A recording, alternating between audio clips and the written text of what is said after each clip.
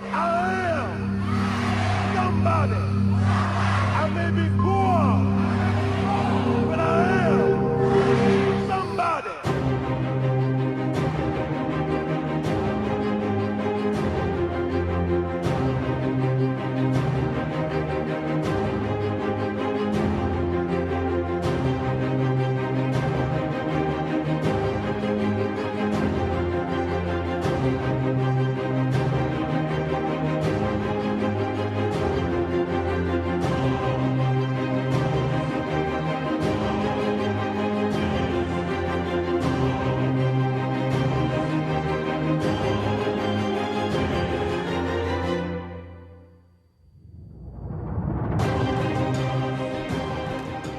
Welcome to the Rainbow Push Saturday Morning Community Forum. We're doing several things today. One, we're going to take you back down memory lane, give you the history of how we came to be the Rainbow Push Coalition. We're going to start with Operation Breadbasket and that whole economic justice campaign and what it meant then and what it means today. Also, we're going to talk about our food justice program. We spent Thanksgiving serving and meeting needy families for Thanksgiving Day, giving them meals sponsored by many of our contributors, World Central Kitchen and Gibson's Restaurant, also Manny's Deli on the west side, Eli's Cheesecake. Some people had a phenomenal meal, and we thank God for all of our sponsors.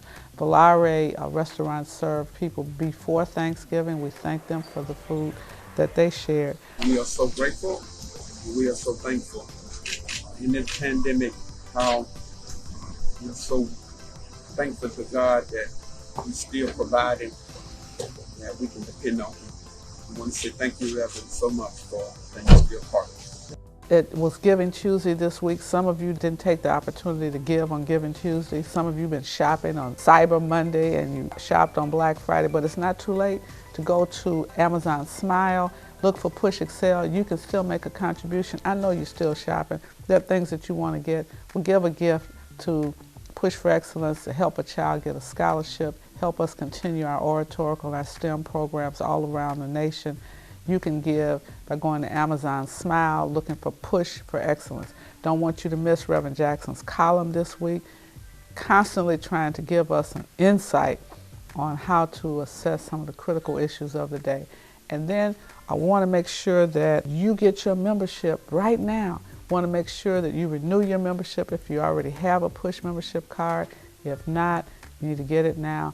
And don't forget, Christmas is a great time to give a copy of Reverend Jackson's book. It is a powerful collection of his sermons and his messages and speeches. You want this collector's item for this Christmas. Share it with your family and your friends.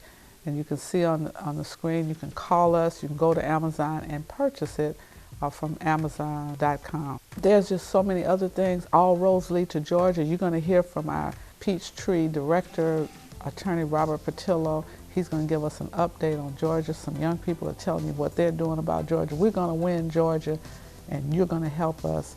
We're going to make sure that everybody that's in Georgia votes. Stay tuned. Don't turn that dial. Stay where you are. The push is on.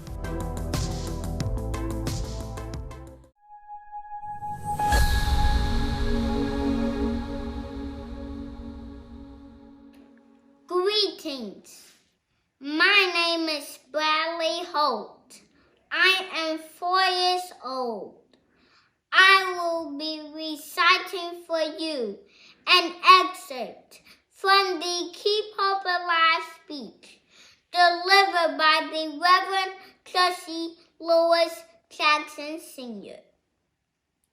Tonight, we pause and give praise and honor to God for being good enough to allow us to be at this place at this time.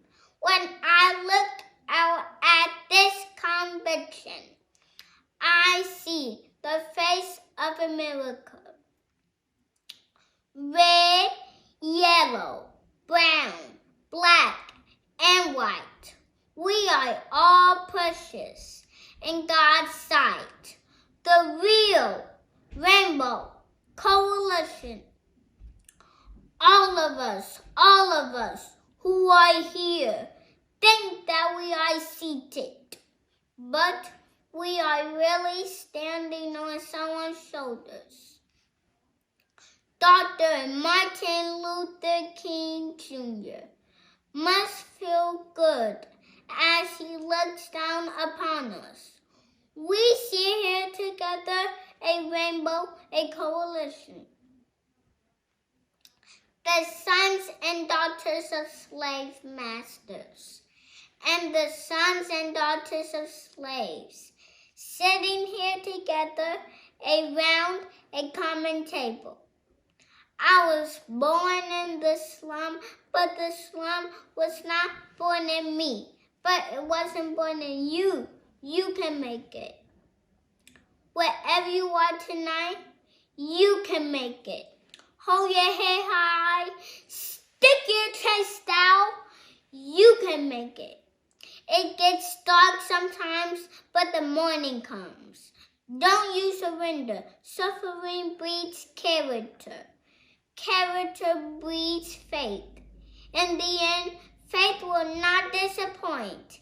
Keep hope alive. Keep hope alive. Keep hope alive. Thank you. In Georgia, voters have vanished. And today to come out and not be able to vote and no one can give you an explanation, like, it's extremely emotional and it bothers me.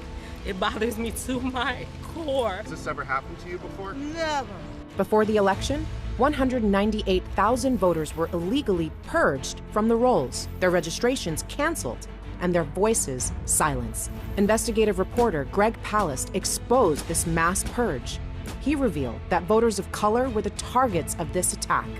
Palast's report for the ACLU and Black Voters Matter disclosed that the ethnic cleansing of voter rolls was launched by this man. Brian Kemp. If you want a politically incorrect conservative, that's me. Mr. Kemp, are you removing black voters from the voter rolls? This is Rosario Dawson, and I am asking all you Georgians to make sure to go to SaveMyVote2020.org and check if you are one of the voters who have been purged from the voter rolls. You need to re-register.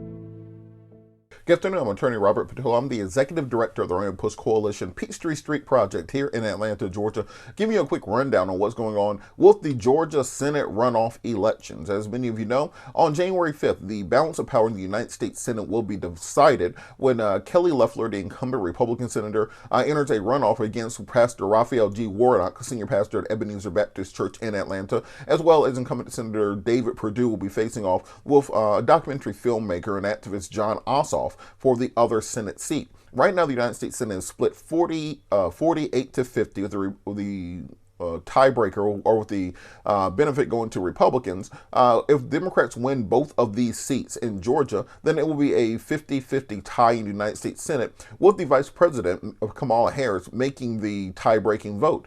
The reason this is important is this determines what bills actually make it to the Senate floor to be voted on. How many cabinet positions will be confirmed? What federal judges will be able to be confirmed? Confirming treaties that are made with foreign nations. So it's very important that to decide which party will have the advantage in the United States Senate, because despite having the House of Representatives, despite having the White House, you have to have power in all three branches in order to move any sort of a legislative agenda along the lines. What we're doing in Georgia is, of course, Rainbow Push is a nonpartisan organization, so we're not advocating for any specific candidate. However, what we are doing is advocating for the right to vote itself. We've been under attack for over 20 years in this state, going back to the time of voter ID laws, which were put in place and actually federal court struck down as being a form of a poll tax, to gerrymandering and redistricting in 2010, which resulted in no Democrat or no African American being elected statewide since Thurbert Baker in 2006, after redistricting and gerrymandering took place in 2010. Everything down to voter purges, which are currently going on and have gone over the last several years, resulting in over 200,000 people being removed from the voter rolls. So it takes a consecrated effort and and working together as coalitions with other like-minded groups in order to file the legal challenges needed in order to try to overturn this action by the Secretary of State. Additionally, we are working diligently to get more African Americans, more minority voters, more young people to the polls for the January the 5th runoff. Of course, the deadline to register to vote for this runoff is December the 7th. The early voting in this state begins on December the 14th, and Election Day, or the last day to vote, is on January the 5th. As we say, if we want you to plan your vote and vote your plan. Showing up on January the 5th to vote is not a plan. We want to make sure that everyone has access to absentee ballots. Those ballots can be requested right now, and you can get those turned in and your vote banked long before Election Day. We're working to ensure that we're putting drop boxes across the state to make it easier for persons to drop off their absentee ballots in person instead of depending on the United States Postal Service. We're also getting out the message about the early voting dates by working with young people through our TikTok the Vote campaign, PSAs that will be recorded by Reverend Jackson and played on local radio statewide, and building a coalition to encourage and educate our population on the importance of this election and the need for voter participation. In an average runoff election in Georgia, only about 10% of people turn out to vote. So for the 5 million people who voted in the general election, if that holds, we will only be looking at 500,000 people deciding what will happen with affordable care in this nation, deciding what will happen with environmental regulations, deciding whether or not we will reform our criminal justice system and put together an agenda which really works towards keeping hope alive. So we hope that you will get involved. If you know people in Georgia, of course, encourage them to join the Rainbow Push Coalition at rainbowpush.org. You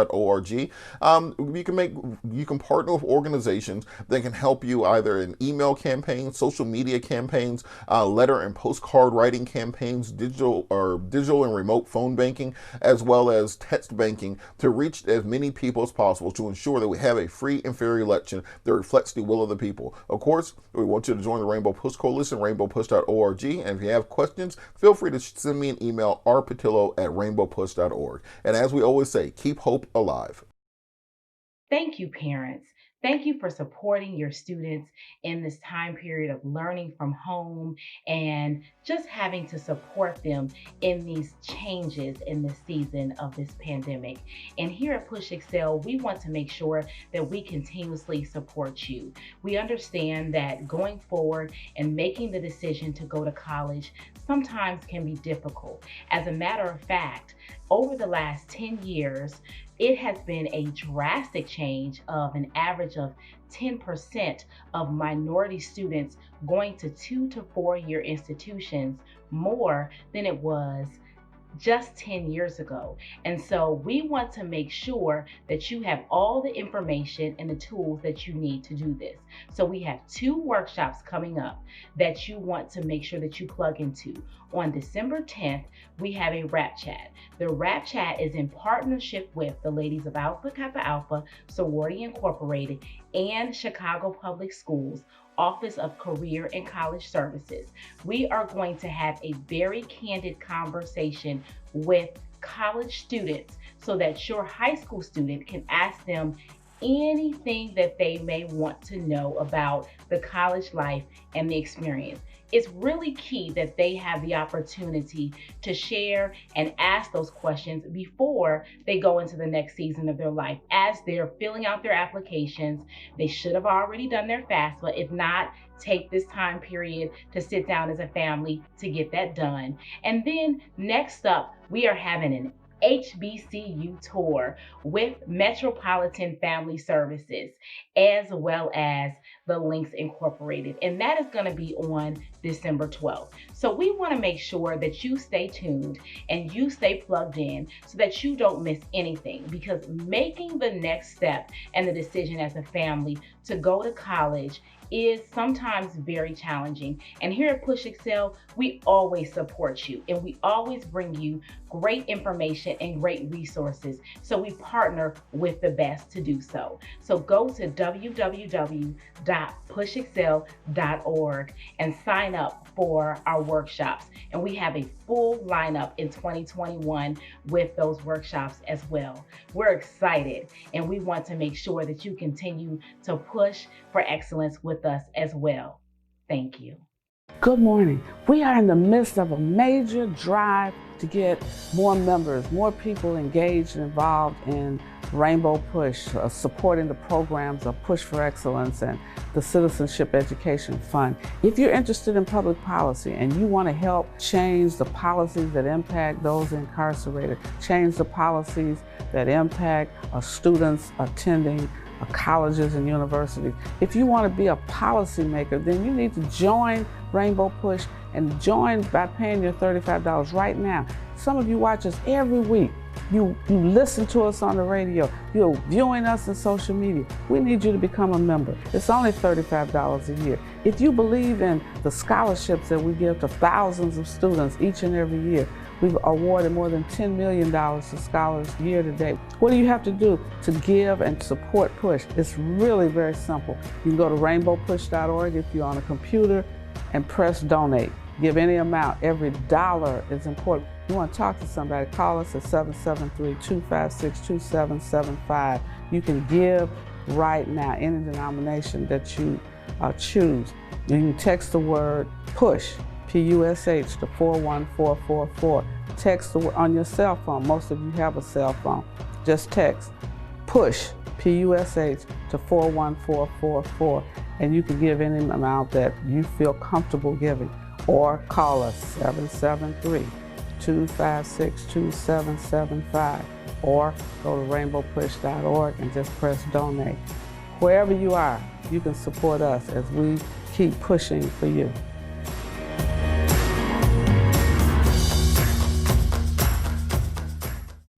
Operation Breadbasket has been a unique and quite a successful program. In Chicago, we found that while white-owned and white-managed businesses flourished in the Negro community, they returned little to the very people they supposedly served, their customers. Instead, the profits of these enterprises were siphoned off to accounts in the large white financial institutions, and the best salaries were carried home to the closed white community.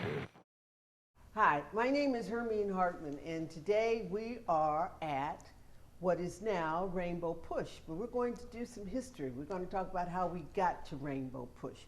We're with our founder, Reverend Jesse Jackson, and we're with Mickey Warren, who was very much a part of Breadbasket in the early days, and Betty Magnus, and I'm going to have some input too. Reverend Jackson. Yes, ma'am. So Breadbasket started while you were a grad student at Chicago Theological Seminary. Tell me about those days. Dr. King wanted to bring women north from Selma, Alabama. If there is any doubt in anybody's mind concerning whether we have a movement here in Chicago, you ought to be in this church tonight.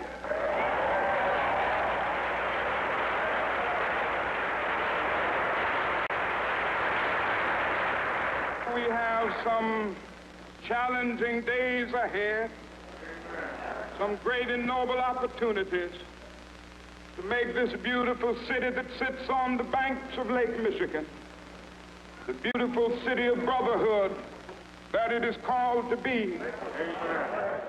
So Chicago was New York, because Chicago had about 6 organizations met once in it's Triple CO, Coordinating Council organization.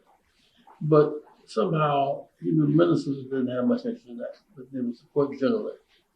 They want to give educators, Palmer, Georgia, people that went to Triple CO, want to give ministers something to do.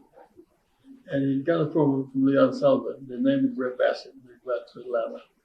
So we meant to go to a given company, a milk company, where they had all white drivers and the like demand jobs. We expanded beyond that, but started that way. We met ministers. Because another king here was coming from, some of the guys would go to Alabama to meet with him. The press comes out, they don't need you in Chicago. They own the main Davis payroll. And they were hostile about that. Yeah, one minister had a president said Dr. King should go to hell. I mean, all three networks, just that. So we put together Reverend Clemens, Reverend A.P. Jackson, Reverend John Thurston, Reverend Troy Freeman, and Reverend Blair, and Reverend Sims, and Reverend Collins. We get to meet one of the men's on seminary. Preparing them for Dr. King's coming. Dr. King came, the Breadbasket program. We had the minister already organized. The minister met with the theologians and vice versa. Theologians are happy because their view is we got to have practical church experience. I got to have to do with some of the theological professors at the University of Chicago, so it was a big deal. When we took on a country like your company, usually we were somebody call us a nigger or something like that, we react and we think. We were on offense. We said, you drive these trucks, we direct the milk. And we knew that they were hostile, but the owls and the cows couldn't hold that milk for so long. Because we were their consumers. And we had consumer power. Voting power is one thing. Consumer power is very bad built on that. So we got them to agree to hire some of the truck drivers. And Mike Wilburn, sports announcer, his dad got one of those jobs. Talks about it all the time. But Mr. Smith came across the street with 366 47th, right? 47. He came across the street and said, 366 East 47th Street. We need more than jobs. We have what you guys put down public conventions. So we want to be the construction doing. And he and Bob Martin and more did begin to build that way. And the first chancellor built by African Americans was built 366 47th Prairie. Dr. King was there and kind of bishop for him. Now, Stripsville was so big, 600,000 from the school system. It was kind of amorphous, but Breadbasket could kind of touch and feel it. Well, George Jones said, we can't get our milk in there. So George Jones was Joe Louis Milk Company. That's right. And then we had Sparkle Wax. That was Real Gold. And Grove Fresh Orange Juice. Mr. Troy. And Parker House Sausage. Yeah, Grisham. And Independence Bank. It was somewhere between George Johnson and Albert Tate. Okay. The point is that every time we hit a chain store, the truckers won't be a part of it because if you got you pick up garbage and you get a contract for that, say 5 stores, you get a new truck. So that was the Scavengers Division. The Scavengers Division. We built the whole wheel. That's what made it so unique. And so before it even went really public, we were just meeting weekly for breakfast Saturday morning. Labor. Labor will have to redefine what work is. Mrs. Barra, Calvin Morris, though we would not accept it now, even if it were offered to us because of the corruption in the land, for us to be able to pull together 2,000 or 3,000 people once a week to discuss the issues, to try to make men decent, we ought not be able to escape the government paying us to perform this chore. This is work.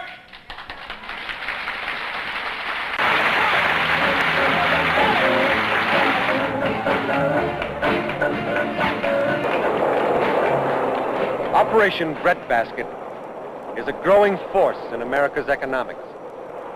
It is the living definition of black power, rational, non-violent, and pragmatic.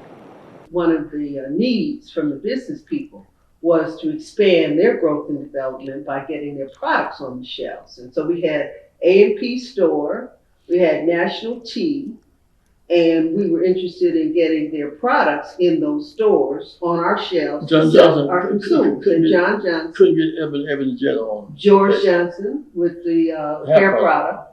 So what happened was we demanded to get it and get shelf rate. You get it, so you forgot to get out. They run sales on Thursday. We wanted to make sure that we had advertising, best of that. Right. We built, so Larry showed us that, and whole convention of black advertisers and architects and stuff like that. So Breadbasket grows. In fact, it just went zoom. All right, and we started talking about Buy Black. And so we started having caravans go to these stores so that they could buy, and we were advertising, save your money at Independence Bank. And Seaway Bank. Seaway Bank. And let's go buy product. Yeah. Right? So what happened, people would get a full-page ad in the Independent, the Crusader, and there's 600 products. That became the cheat list in politics. People refrigerated, they go, why don't you have those makers? Why don't you have podcast sausage here? We expand the business, and they began to contribute in ways they'd never done before. So much so one Dr. King came to Chicago one time to make payroll. He needed $35,000. Black in Atlanta couldn't lend it to him because they threw their license. Why was it? Because they were hostile. He was born from Seaway Bank. Dr. King stopped by Alfred Tay's house. Just in a hurry. Please stop by. Charles Escher said to him to stop by. They gave him $55,000. He'd never seen black businesses do that before. Atlanta had some black businesses, Bentley Yates drugstore, something like that. They're really an investment class before. And these guys, well, they sometimes in the marketplace. And Chicago was really the mecca for black music. It was the mecca, and the first major black business investing in convention. Now, Mickey, one of the things that was very important in Breadbasket was the band and the choir. Yes. And Ben Branch had a wonderful band, and you were a part of that band. Tell me about the music. Tell me about the band. Well, I go back to when we had the Chicago Freedom Movement, and we met at New Friendship on 71st and Green, and I was playing then. You go back that far. This is before Breadbasket? This was before Breadbasket, okay. 1965. And the band was a concept, and Reverend Jackson can go into the details about the band and how it came to life. But I got drafted into the Army, so I had to go to military duty. But when I came back from military duty, I really got into the band then. Was Ben Branch the band director then? He was the conductor, Wayne Bennett. Gene Barr. Mickey and was a part of the choir development. Right. We are sending musicians at Fellowship Church. Right. And Reverend Evans, he brought in the youth division of the church, became Dolores Scott became of the choir. Right.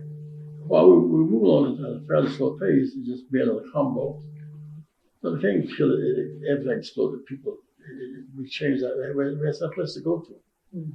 I want to walk back to the first part. Any grocery store has 13,000 to 15,000 items. And rather than that, we have the margin profit on it. Whether it's fruits and vegetables, but there were no black women who would check out clerks at the stores. No black produce managers, no black meat managers, no blacks would pick up the garbage. The sludge is sludge if you're on the truck. We don't control to this day a single black community garbage in America. Waste Management is a $20 billion company. People buy garbage and turn it into a So in after Dr. King died, we went to the Parkway Ballroom, and that's where our meetings were held. Hard times come again no more, the band plays. The Reverend Jesse Jackson, the new radical leader of the blacks, waits to address his supporters about the economic crisis. I am somebody. I am somebody. I may be poor, but I am somebody. I may on welfare. But I am somebody. I may have been in jail. But I am somebody. I may be unskilled. I may be uneducated. But I am somebody. I am black, beautiful, proud. I must be respected. I must be protected. I am somebody.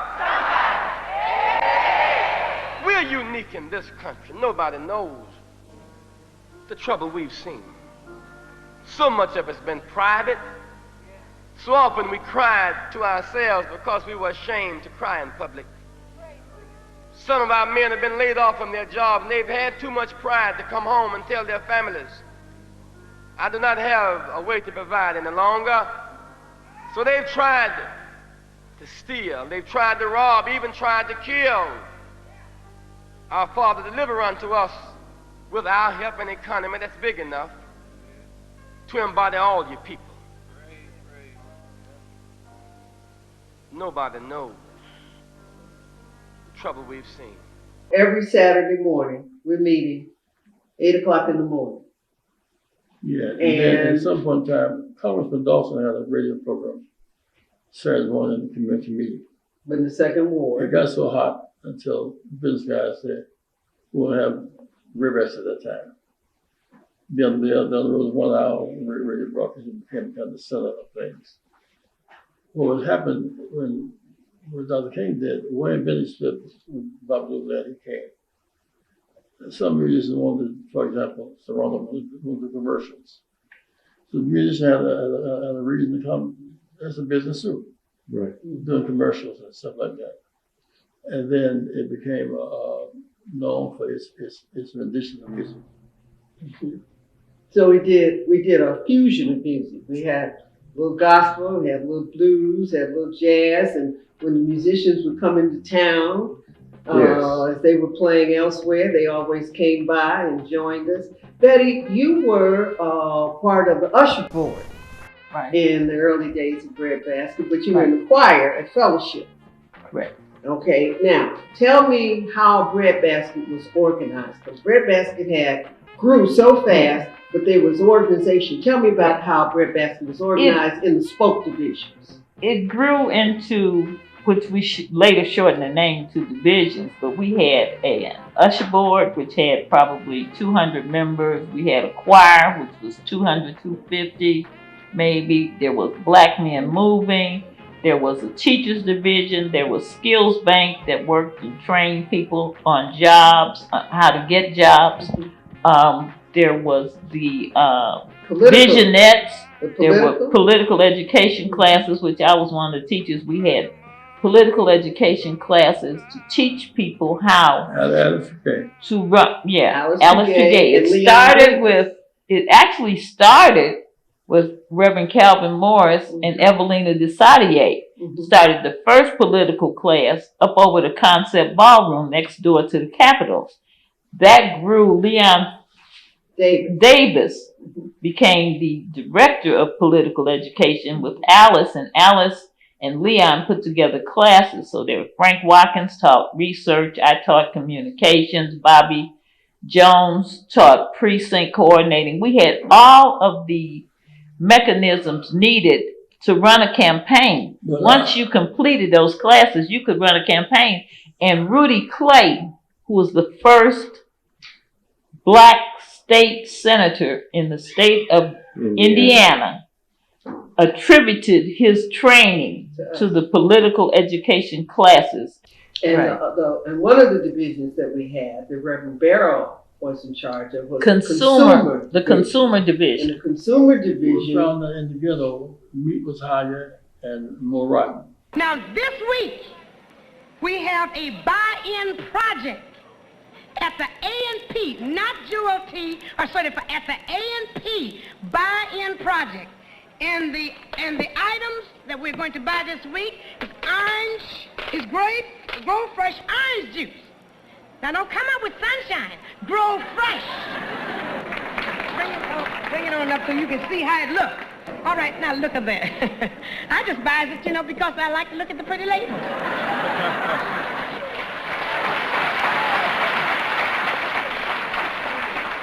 And remember we're talking about black consciousness. And so when you enter the store, that thing hits you right in the face. You're conscious of black product. That's all it means. You automatically won't think about Beacon wax. You know, it's maybe very good, but we got to build and keep that dollar in the community. Do you understand? Well, the reason why they called me the Little Warrior was because the stores that existed where I visited, I wouldn't let them take me for granted. I said, yeah, you are here, and do you have any black products? They said, oh no. And I had my list of all black products. And I said, well, let me look around in your store. How many employees do you have that are African American? None. I said, well, you can't stay here. You can't stay here, you got to go.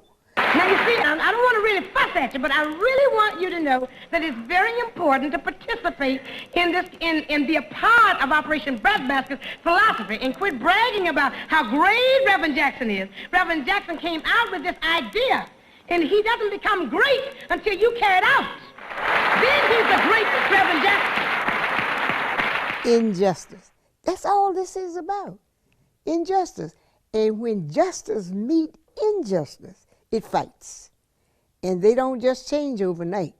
You got to beat somebody. You got to kick somebody. You got to take away something in order for them to realize that this is a new day. They were shop products in 79th Street suburbs. Red Rooster. It was cheaper. And the meat was fresher. So we ended up, Black Chicago had the justice of that in reality. Comparative shopping.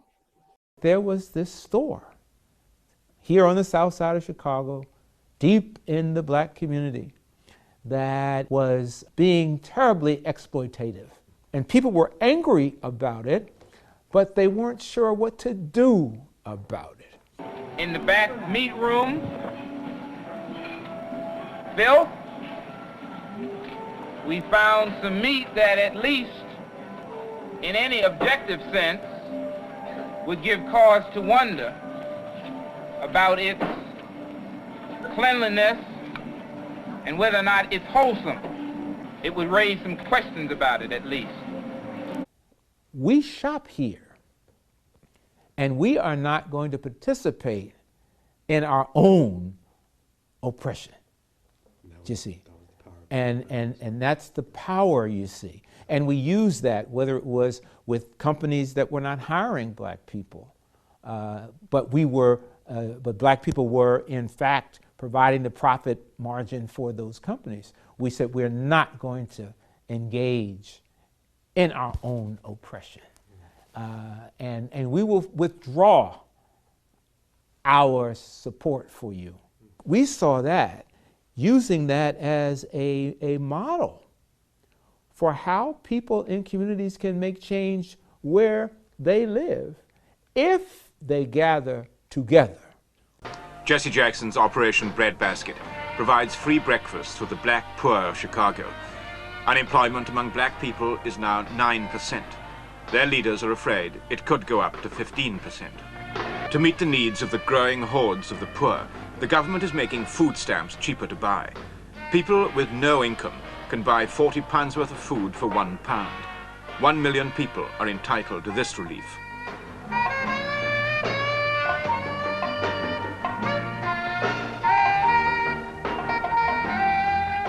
Prices are rising faster than incomes. This year, the fall in real wages has been 11%. For the housewife, as for the investor, the evidence of trouble in the economy is carried home daily. What do you put the recession down to? Well, it's obvious that America is overextended in an unwinnable war in Vietnam, spending at the rate of nearly $85 billion a year. The American economy, being a false economy, built more off of wants and off of needs, really did not have the reservoir to adjust to the war, particularly in that it's more than 5 years old now and is spreading even further. Are the black communities in America being more seriously hit by the economic circumstances than white? Oh, indeed. Given the racism in the country, we're the last hired and the first fired. In times of war, the first drafted and the first to die. When the nation proper is underemployed, we are unemployed, and then stigmatized for being that way.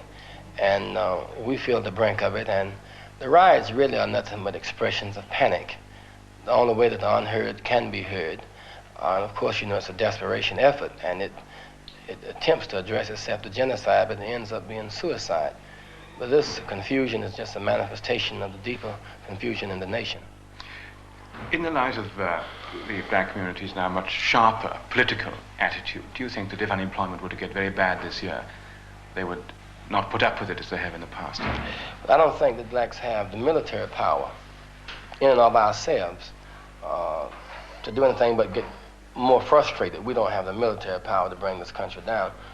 But we have a growing mass of young whites who are the sons and daughters of these politicians who sense the immorality in the war, who themselves are tired of seeing their classmates come back home in pine boxes.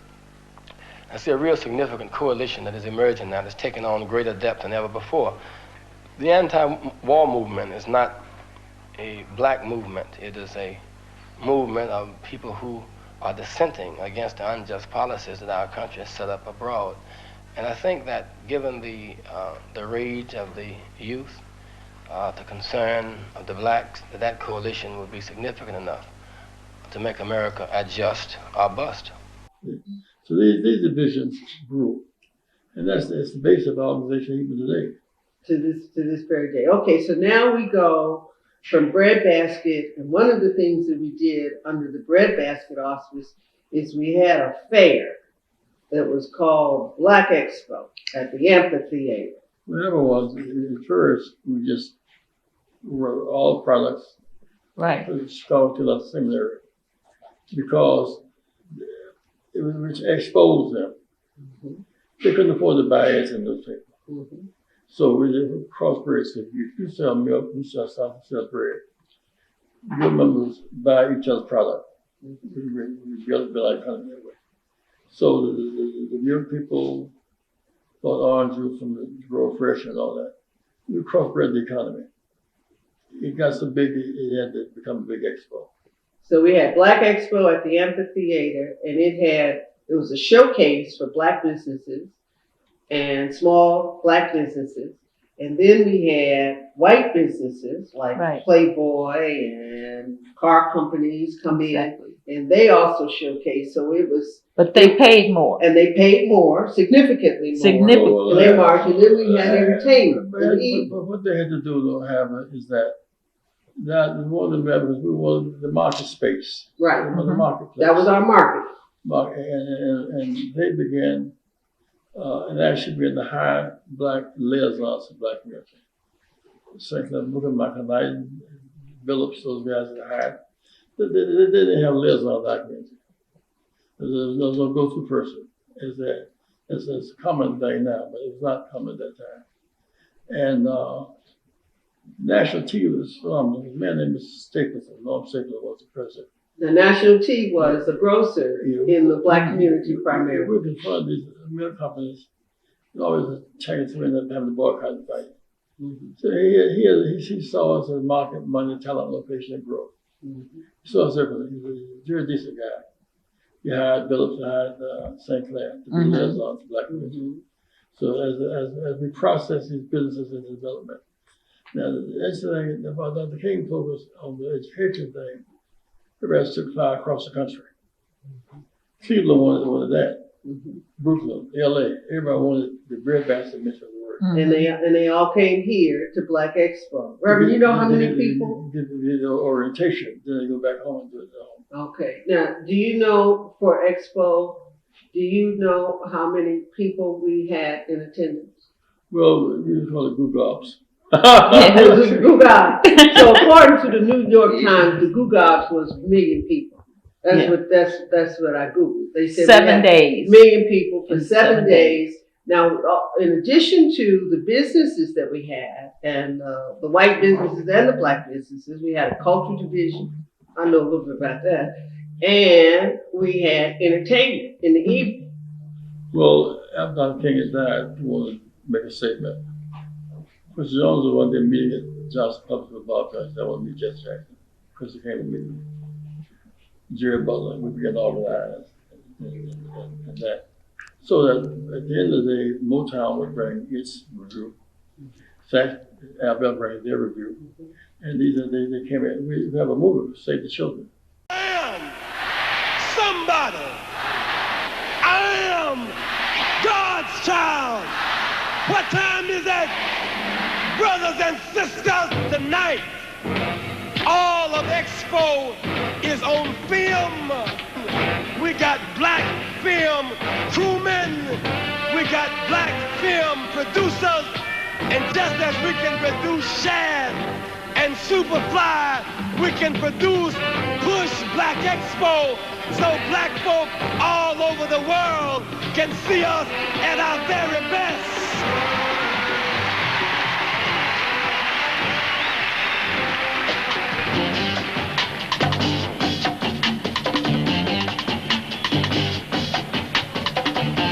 The place was Chicago, but it could have been anywhere. They came together this year as they have in years of the past and will in years to come.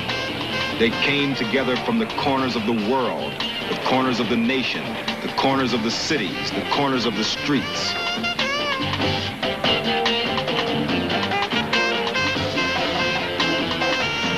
Over 1 million black people in search of self-determination, political unity, and economic stability.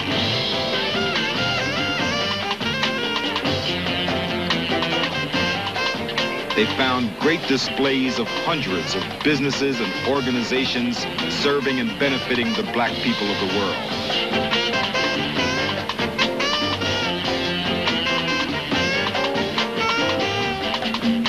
They found leading politicians, clergymen, educators, publishers, scientists, and men and women representing every conceivable field of human endeavor.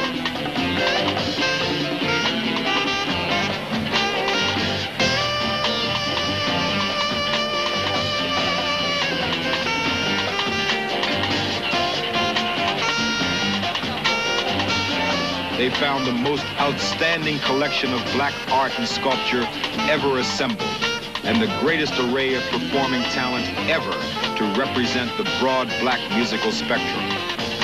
They found them and they found themselves, all united to raise their voices for a better life on earth. Raise your voice high. Some came in spite of serious illness, others came with the courage to face certain hostility, but they all came with a single purpose, to make the world better for future generations. What follows is what happened during the 5 special days and nights of 1 year's Push Expo, as interpreted through the lyrics and performances of many of the entertainers who, as black people, felt morally committed to appear. The place was Chicago. It could have been anywhere. Anywhere that people could come together to Save the children. All my life, America has always taught me to raise the children and save America. And now we're talking about raising America and saving the children. God can save the children. Simply to save Can I get a witness here? But we must save the children. Save the children. Because if we save the children, we will save them for the years to come.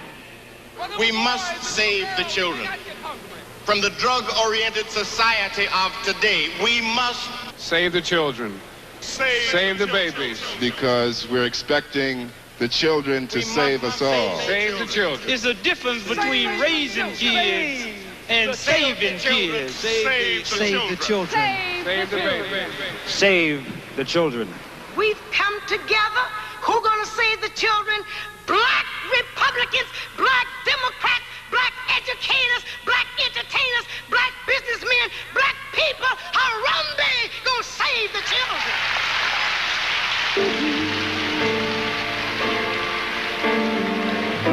I just want to ask a question. Who really cares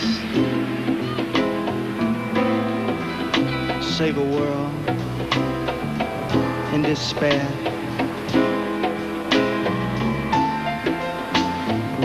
Who really cares?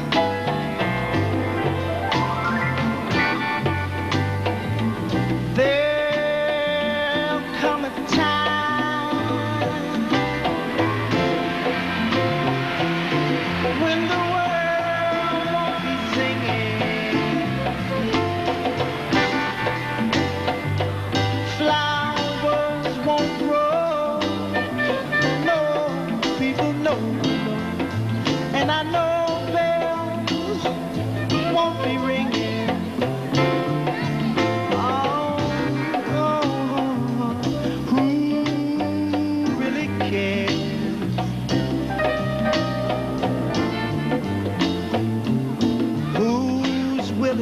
Try, oh, yeah, to save a world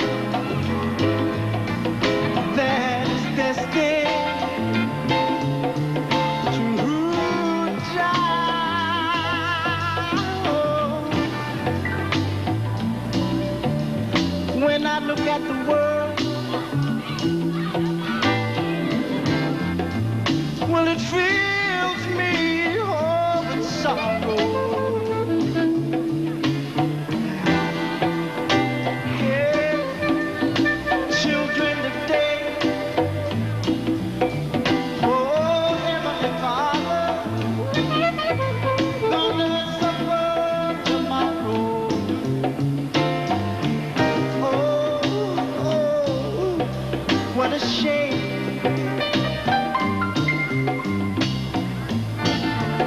Such a bad way to live.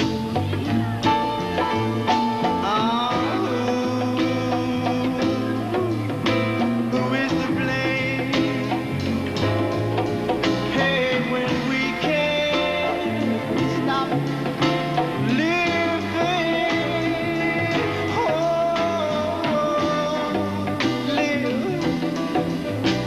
live for life.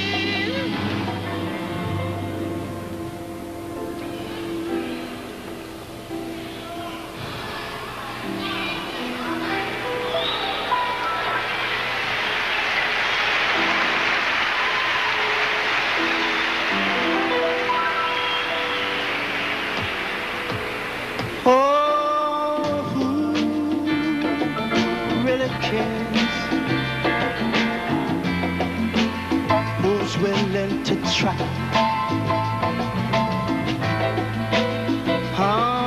To save the world, to save our sweet world, to save the babies, save our sweet world. Help somebody. Save the world, save the world, save the babies, save the kids, save the children, yeah. Oh, Lord. Here we go. Oh, when we're destined to die. Oh,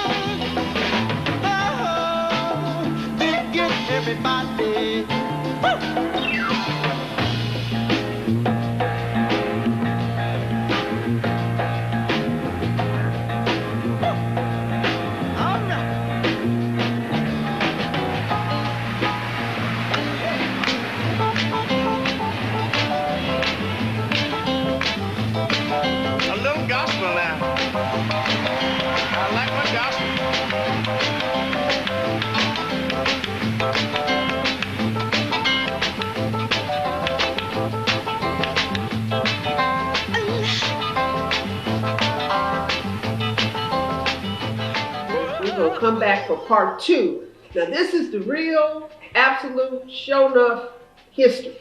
Right. From the horse's mouth. We were there, we know, we done it, and we're gonna do it again. I'm Hermine Hartman. Thank you. We'll see you soon. Dr. Kim, I went to jail with a group of 7 students, July 17, 1960, almost 60 years ago. We never stopped moving. I lost a few of jail cells and death. We never stopped moving.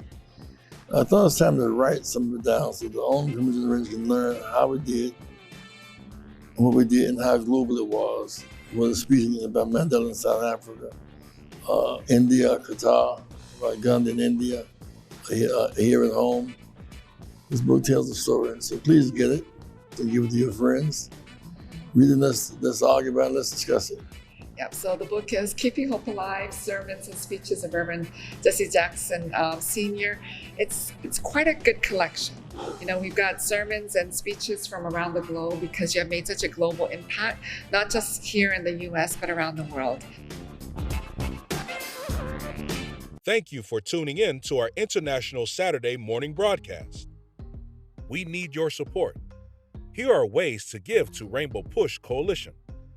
Text PUSH, P-U-S-H, to 41444 to support the work of Reverend Jesse Jackson Sr.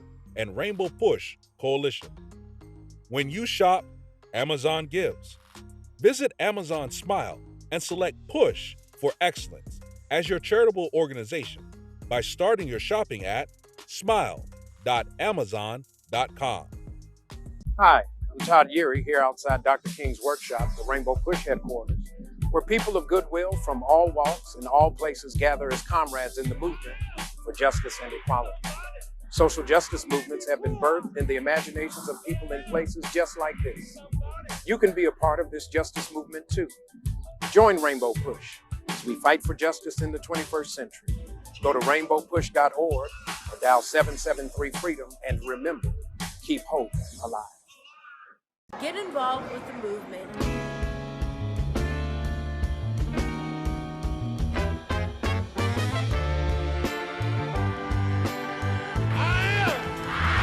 Somebody. I may be poor, but I am somebody. Join the movement. If you're not a member, become a member. I am somebody. Fighting the most important battles for freedom and justice for all. You made us change. Oh, trying to bring closer. Join Rainbow Push.